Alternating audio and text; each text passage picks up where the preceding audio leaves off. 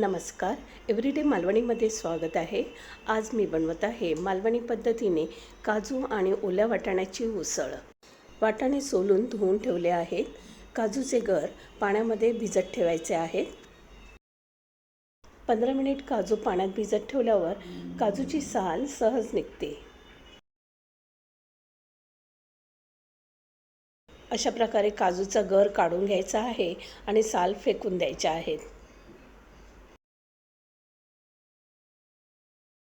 अशा प्रकारे सर्व काजूंची साल मी काढून घेतली आहे.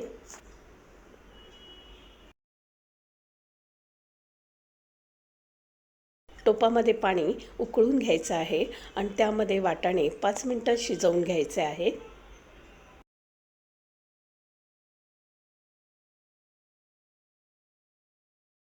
वाटाणे शिजवताना अर्धा चमचा मीठ घालायचं आहे. अशा प्रकारे वाटाणे शिजवून घेतले आहेत. थोडी कोथिंबीर, लसूण आणि हिरवी मिरची इथे घेतली आहे. खलबत्त्यामध्ये हिरवी मिरची, लसूण, कोथिंबीर ठेचून घ्यायची आहे.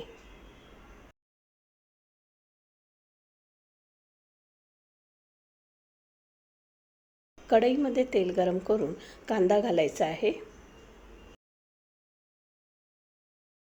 कांदा भाजल्यानंतर टोमॅटो घालायचा आहे. ठेचून घेतलेली हिरवी मिरची, लसूण आणि कोथिंबीर घातली आहे.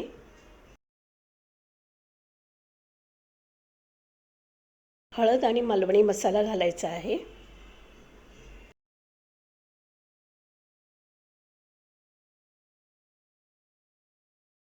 अर्धा चमचा गरम मसाला घातलेला आहे. मालवणी मसाला आणि गरम मसाल्याची रेसिपी एव्हरीडे मालवणीवर तुम्हाला पाहायला मिळेल. फोडणी चांगली भाजल्यानंतर शिजवून घेतलेले ओले वाटाणे घातले आहेत.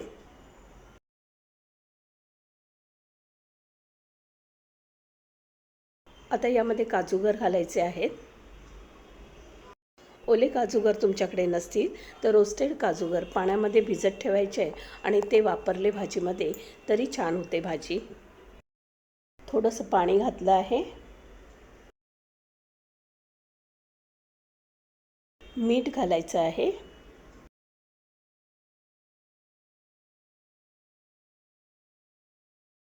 झाकण लावून 5 मिनिटं शिजवायचं आहे.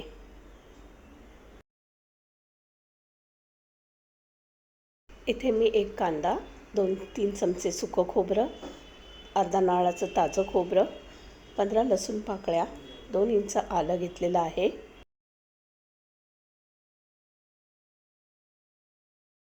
कढईमध्ये थोडंसं तेल घालून आलं आणि लसूण भाजून घ्यायचे आहेत.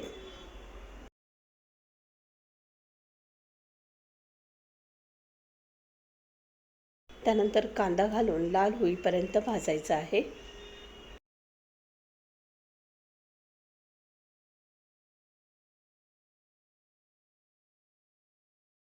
थोडीशी कोथिंबीर घालून भाजून घेतला आहे.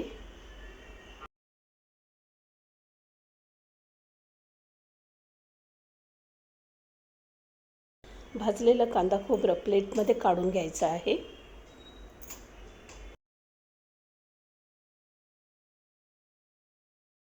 पुन्हा कढईमध्ये थोडंसं तेल घालून सुकं खोबरं आणि ताजं खोबरं दोन्ही भाजून घ्यायचं आहे.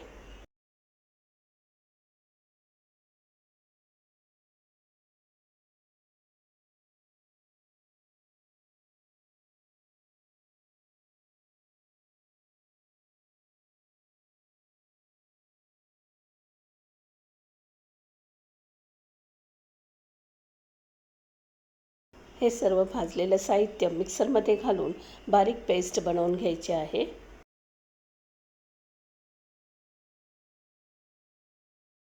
मालवणी वाटप तयार आहे. 5 मिनिटांनंतर वाटाणे आणि काजूगर छान शिजलेले आहेत. यामध्ये मालवणी वाटप घालायचं आहे. ग्रेव्ही आपल्याला केवढी पाहिजे आहे त्याप्रमाणे आपल्याला मालवणी वाटप घालायचं आहे.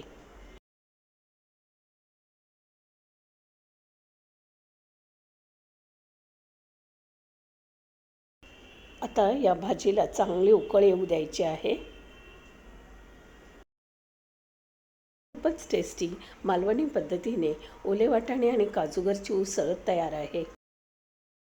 अशाच मालवणी रेसिपींसाठी आणि रोजचं जेवण मालवणी पद्धतीने कसं बनवायचं त्यासाठी माझं चॅनल एव्हरीडे मालवणी सबस्क्राईब करून ठेवा.